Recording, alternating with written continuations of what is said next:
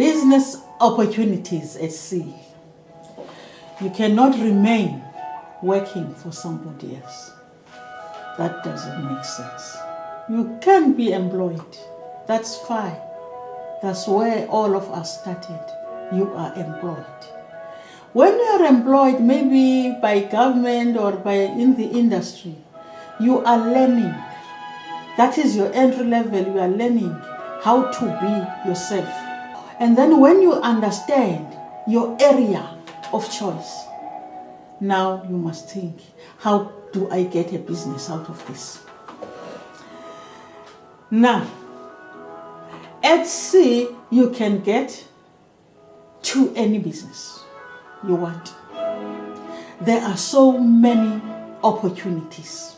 You plan. Firstly, maybe let me tell you this much. A boat falls under transportation or the Department of Transport. That is a portfolio ministry. That doesn't mean there are no other ministries there. Trade and industry is there, environmental affairs, forestry is there, fisheries is there.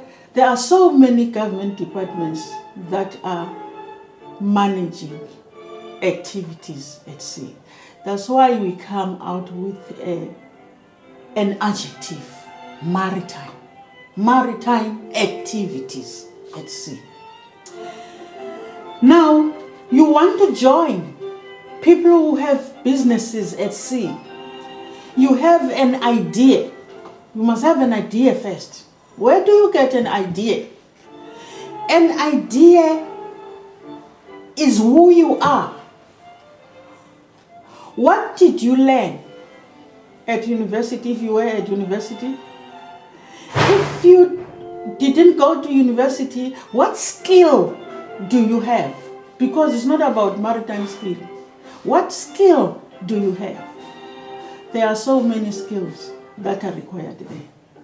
Now, you want to start your own business. You can think about having a shop there. Any kind of shop. As long as you get space. You can have a shop. You can, or a chandler.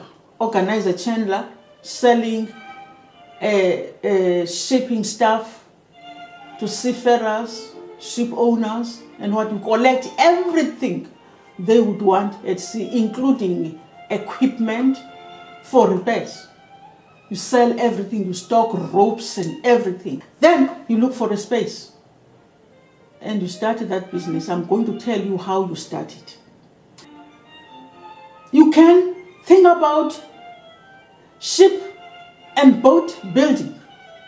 If you have money, you are able to raise some funds. Ship and boat building. And boat building is not even that expensive. It doesn't need a lot of money. You can start with GRP, for instance. Just an ordinary boat, GRP boat. The material you are going to use is glass reinforcement, plastic. That's it. You get that boat. It's that same material that builds swimming pools and other stuff. You build a boat.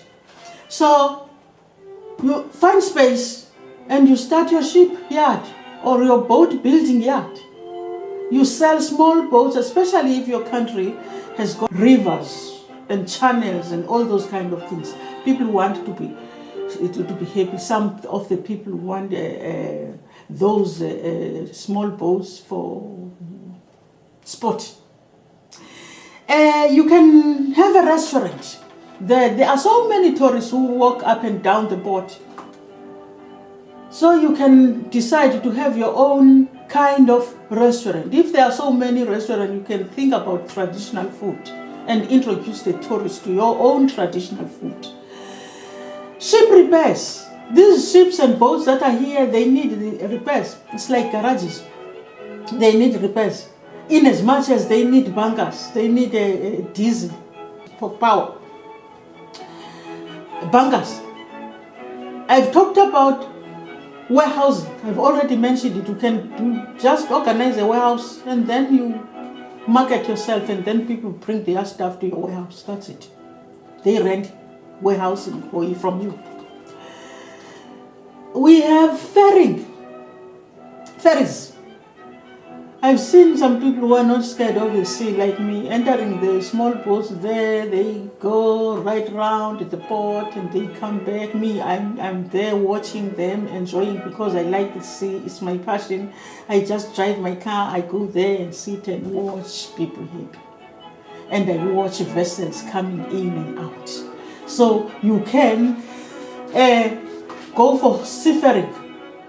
Buy one vessel first, do your seafaring, and then from that one vessel you get to another until there are many. You have a fleet. Managing ballast water. These days there's the ballast water convention. You can have a ballast water technology if you are a scientist. Develop your own ballast water technology. When the ships come, they deballast it to your reception facility, and then you treat that ballast water before it's thrown into the water, so that the fish species don't die. That is a business of its own. You can organize a business as a ship agency, as a ship broker. Those are businesses. You can run tugs. For instance, a tug is those vessels, those powerful vessels that pull other vessels when they are in trouble. You salvage, you tow and salvage. You can do waste management. Reception facilities, I've already mentioned reception facilities, but not ballast water this time. Solid waste. When the ships are coming to a port, they have waste because they are dumping the waste in somewhere there, and then they are keeping it so that when they come to a port, they throw it to the reception facilities. You can run that business. There's also divers. I've already talked about the divers.